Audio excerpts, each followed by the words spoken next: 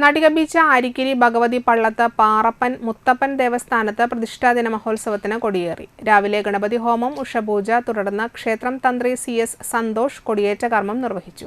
മേൽശാന്തി യാദവ്, അനന്തുശാന്തി എന്നിവർ സഹകാർമ്മികരായി. ക്ഷേത്ര committee president AS Padmaprabha, vice president EV Dharman, secretary PK Hariharan, joint secretary PB Ranan, treasurer Devadas AS എന്നിവർ ചടങ്ങുകൾക്ക് നേതൃത്വം നൽകി.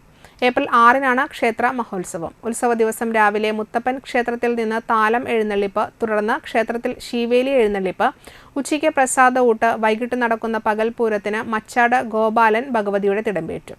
പൂനാരി ഉണ്ണികൃഷ്ണന്റെ നേതൃത്വത്തിലുള്ള മേളവും അരങ്ങേറും.